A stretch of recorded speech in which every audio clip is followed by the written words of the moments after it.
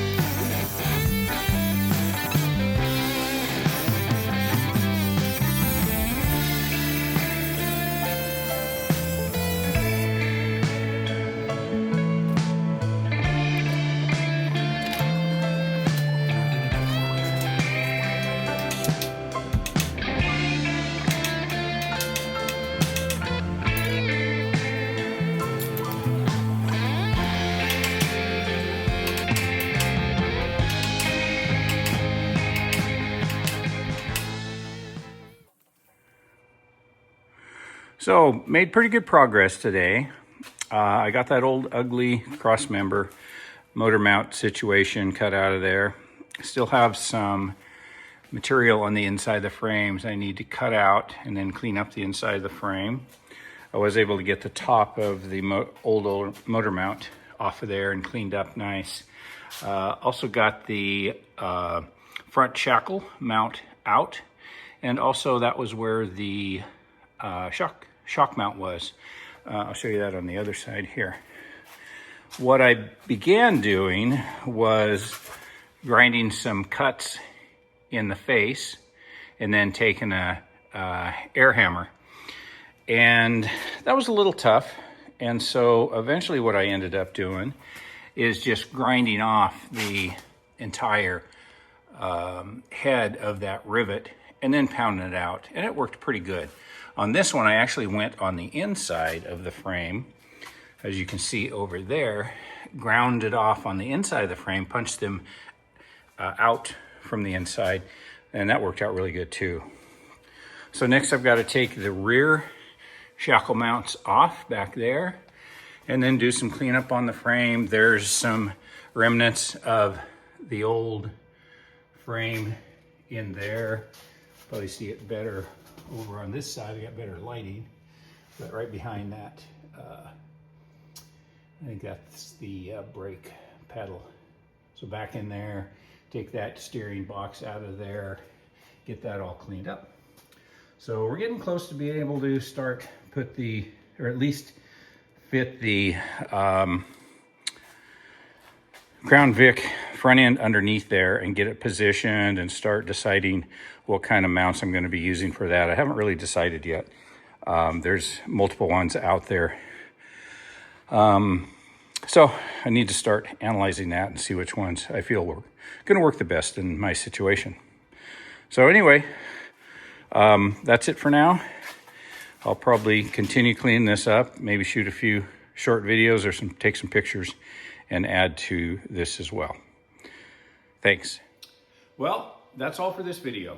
But if you enjoy content like this, please like and subscribe to the video, and you will get notified when I put my next one out. Thanks for watching. See you in the next one.